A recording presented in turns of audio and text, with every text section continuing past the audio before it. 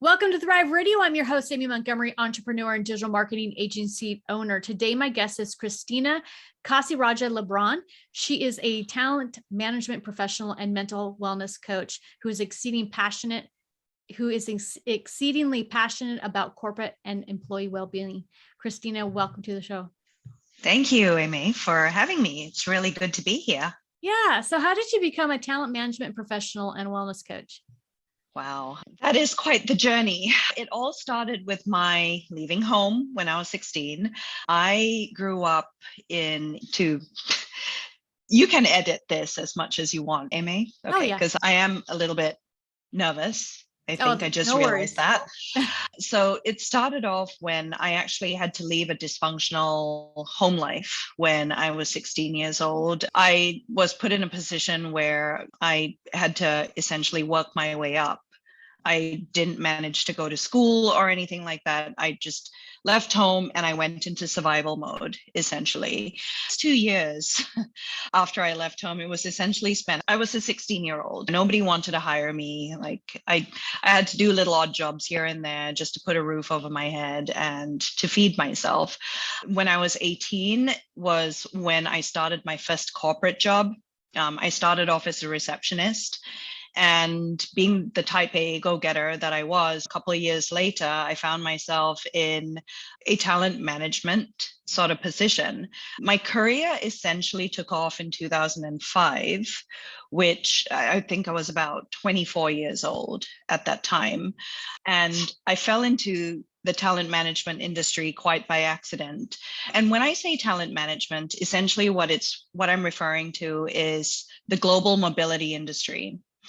It is a relatively unknown industry. It's very niche, but it has a lot of activity. And what it is, it's essentially outsourced human resource services for people who are moving all around the world. Fell into it quite by accident. And I loved what it was all about because it afforded me exposure to different cultures, different types of people, because you're moving people from point A to point B, again, all over the world. Now, fast forward a couple of years, again, being the type A personality that I was, to me, success was my only goal. So I worked my way up in the career ladder, and essentially as of 2019, I was in a senior leadership position, essentially responsible for 150 people who were reporting into me indirectly as well as directly globally. Now, throughout the course of my leadership career, that was where I realized that I had a passion for coaching, guiding, for leadership and mentoring. The wellness part of it essentially came into play because I think this applies to any sort of corporate environment that you're in. It is super high stress, regardless of industry. I think the way that our societies have been set up has been such where we just place a lot of pressure on ourselves. Leaders place a lot of pressure on their teams to just perform and make the bottom line. Let's get ahead. Let's do so much so the focus on sustainability and remaining productive in the long term fell to the wayside.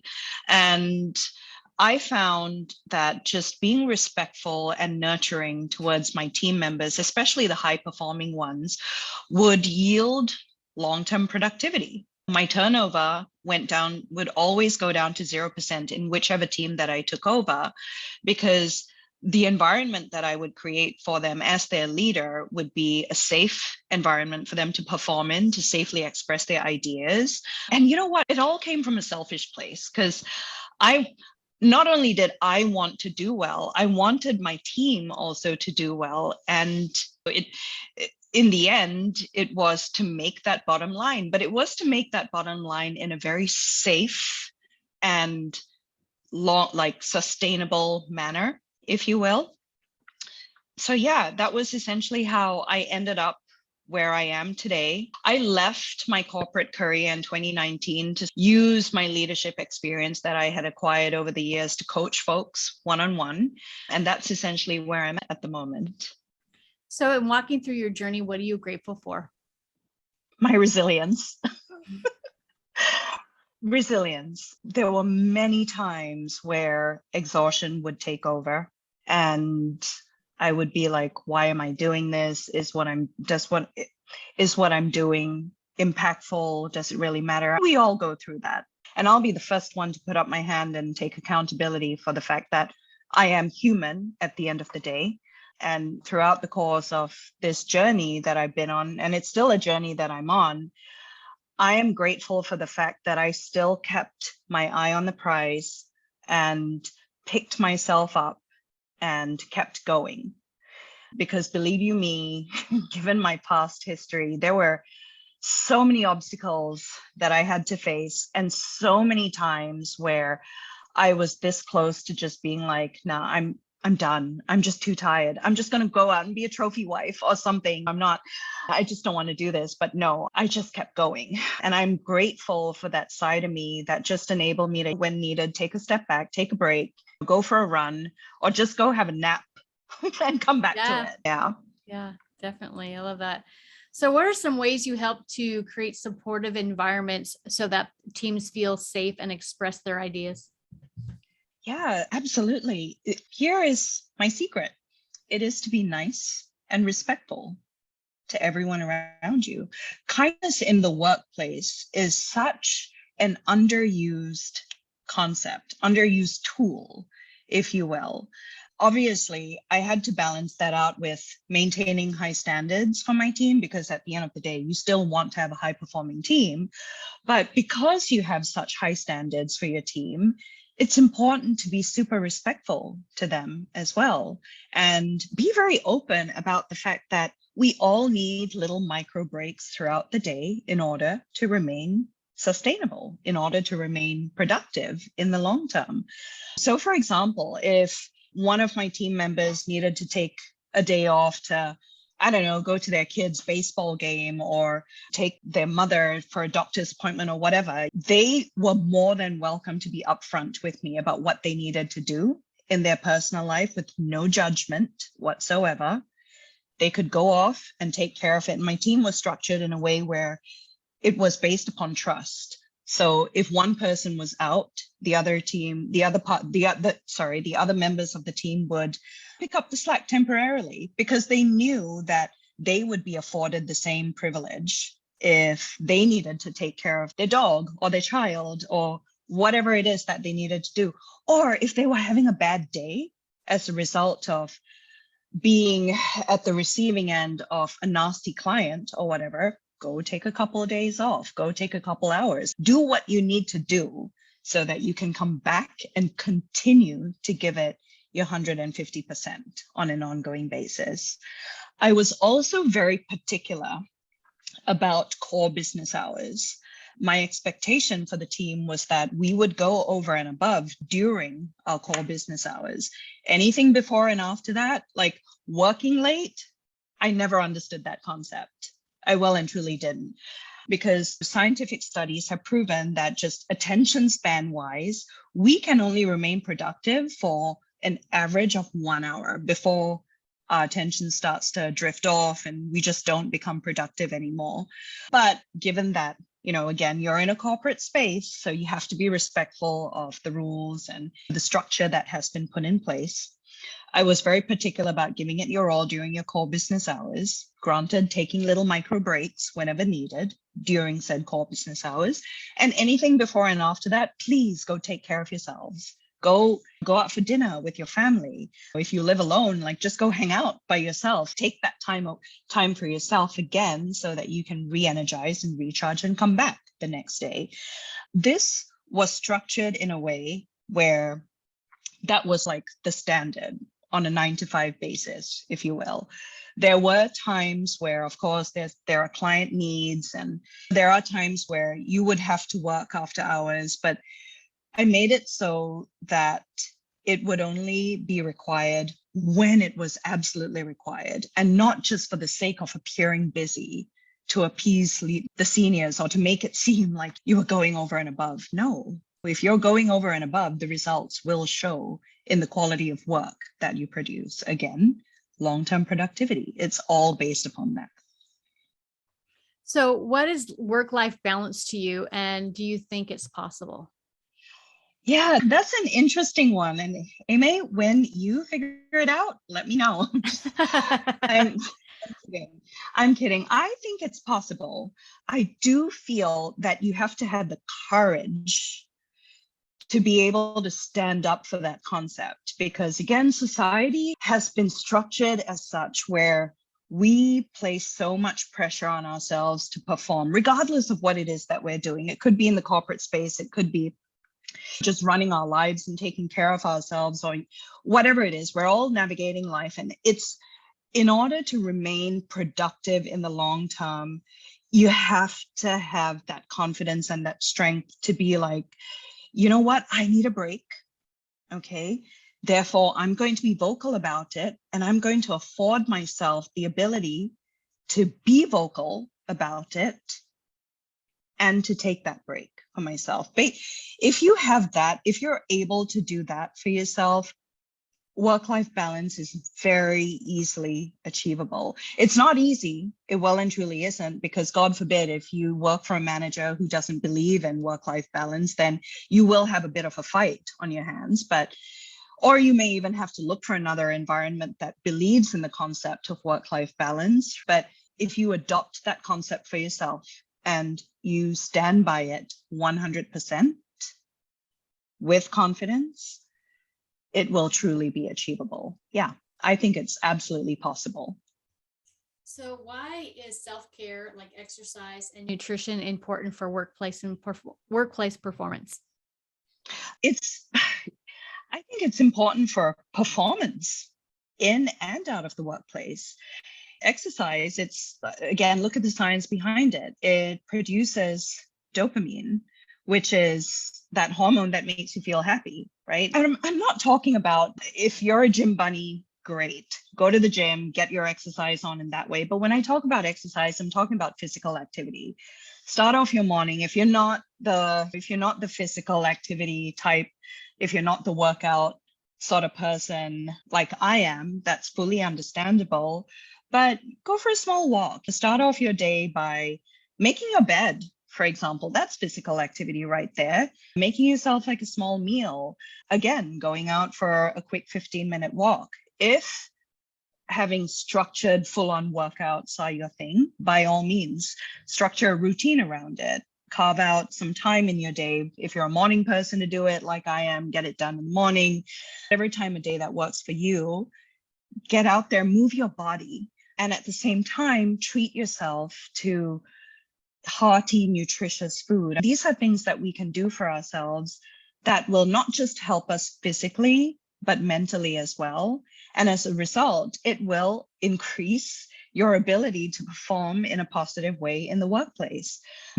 I'm gonna share something very personal right now. The past 2 years for me at an emotional level have been very hard.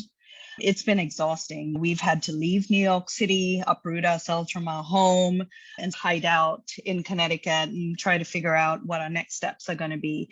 It's been an exhausting past 2 years. I can safely say, from me, from personal experience, what has kept me going is my workout routine. It is actually what keeps me getting out of bed every day.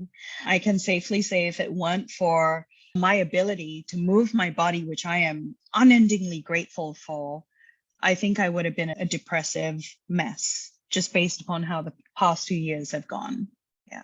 So just wrapping up that particular point, I cannot stress enough the importance of physical activity and proper nutrition in your life.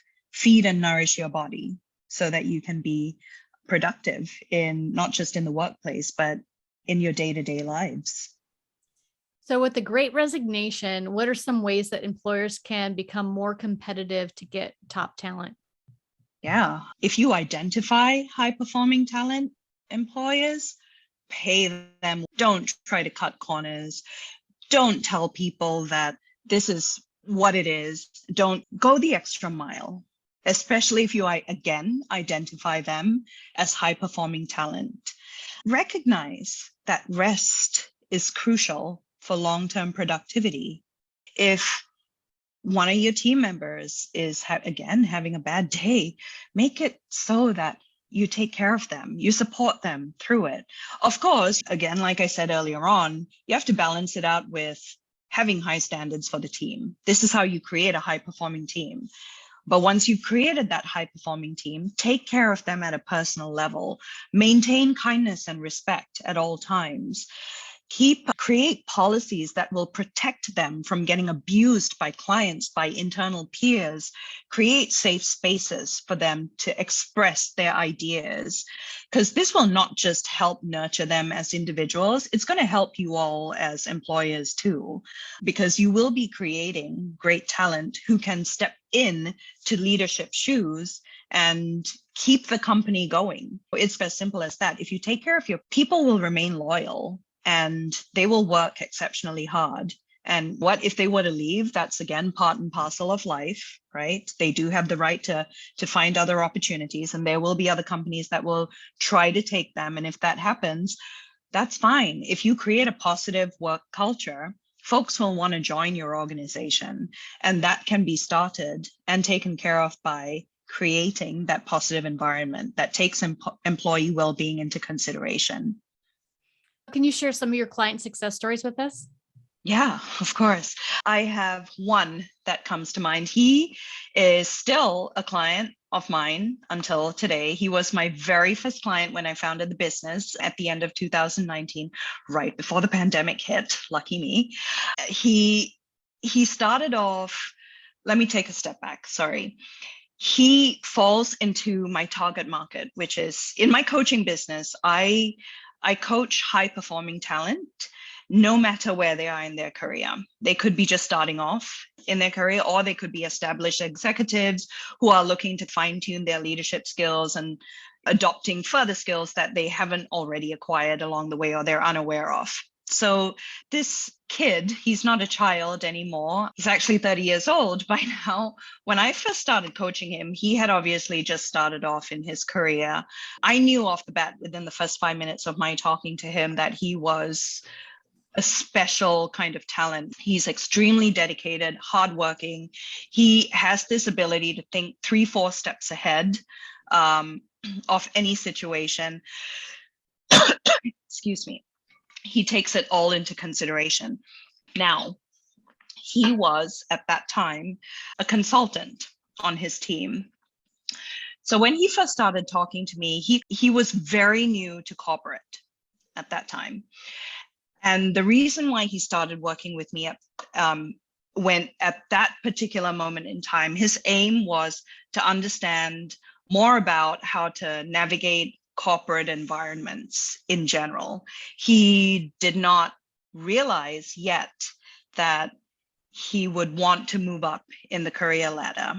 Now, he spent a couple of sessions with me, and he was very dedicated. Like, I give out assignments that I expect my clients to practice throughout the course of the week in between sessions. If they don't, unfortunately, it's on them, and then they won't progress. This particular gentleman, however, he took it upon himself to complete each and every single practical assignment. And he'd come back to me and report his experiences when he carried out that particular task, whatever that may have been. And fast forward 2 years, he is today he got a promotion in his job, helped him navigate that. And then a year later, which is now this current moment in time, he has since founded his own running apparel business that he is now trying to get off the ground. And I am just so unendingly proud of him, of what he has achieved in 2 years during a pandemic. He started off new in his career, not really knowing very much about what corporate was, managed to get himself promoted, and then essentially left to found his own business. If that isn't a success story, that isn't even a success story, if you will. I cannot wait to see what he does with this running business, just knowing who he is. But yeah, at the moment, like, that is my biggest success story. I couldn't be prouder of him. It took him from not having any direction to where he is today. Yeah. It's amazing. It's really great. So what do you think has been your truth that's gotten you this far in your journey? I think my truth has been truth, Amy. I pride myself in being 100% honest and authentic. I spent a number of years being a different version of myself, especially since I left home at a young age and I started my career journey as a woman. There were certain standards that I think any woman who's listening to this would be able to resonate with what I'm about to say. There are standards that have been placed on us that pressure us into acting a certain way, looking a certain way, being a certain way. And the corporate world is no stranger to these standards. I spent a number of years hiding my true self and being extra aggressive to get ahead, being very exceptionally no nonsense, again, in the interest of getting ahead and trying to navigate leadership in general. That isn't who I truly am. And at one point, it worked. It did not work in my favor. I suffered from burnout in 2008, where I actually rage quit a job because I was just so tired of veering away from my true self. And from that moment on, I adopted a more gentler, calmer approach, which is very in line with who I truly am. I know that about myself. And ever since then, I have always remained honest and authentic. And if I'm not happy about something, I express it. I believe that any message can be expressed as long as it's done in a professional and respectful way. And more often than not, unless you have a super unreasonable person at the receiving end, more often than not, you're able to work whatever issue out. It might be painful at that moment in time, but it usually gets resolved. I'm speaking from personal experience here, and it's as a result of being honest and authentic. And ironically, that's what this question is all about. What is your truth that has gotten me this far in my journey? It is truth and authenticity, essentially. That's good. So if you're able to give yourself one piece of advice when you first started out in your journey, what would it be? Don't know if it's advice so much so as a statement. And interestingly enough, I actually recently penned a letter to my 16-year-old self. And I'm not going to read out that entire letter on this podcast because we don't have 2 hours. But the messaging was essentially, girl, it's going to be all right. It may not seem like it is right now, especially as you are sleeping on a park bench, not knowing where your next meal is going to come from, but you are going to make something of yourself. Your resilience is going to come in handy. Keep going. So not so much advice, but more of a reassurance. Yeah, if I could, again, speak to my younger self, I just reassure her that I am going to be successful and I am going to make it someday. I have those moments even until today where I take a look at my life. And again, I don't consider myself as one who has completely made it. I'm still working on it. But everything that I have achieved over the years, I still have those moments where I'm like, wow, I did this for myself. And I encourage anyone who is listening to this to do that. You don't have to look back too far, maybe look back a couple months and think about something that you just set out to do as of a couple months ago or a year ago or 2 years ago and compare yourself to where you are today. And chances are things that you had been praying for throughout the course of your life, you have gotten today. You have achieved today.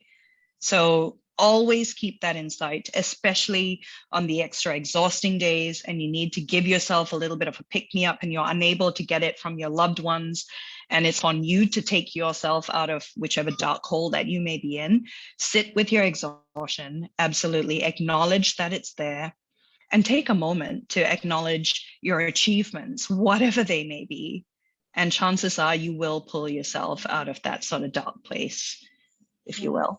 That's really good. So Christina, if there are people that are listening that would love to work with you, what's the best way to contact you?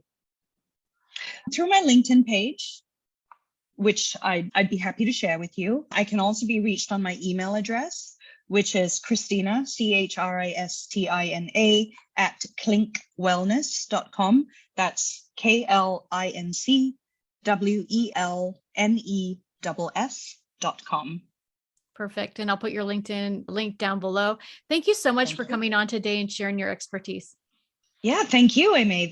This has been great. I appreciate it. Yes. And if you're listening and you want more information about this podcast and upcoming shows, you can visit acalltothrive.com. Thank you, everyone, and have a wonderful week.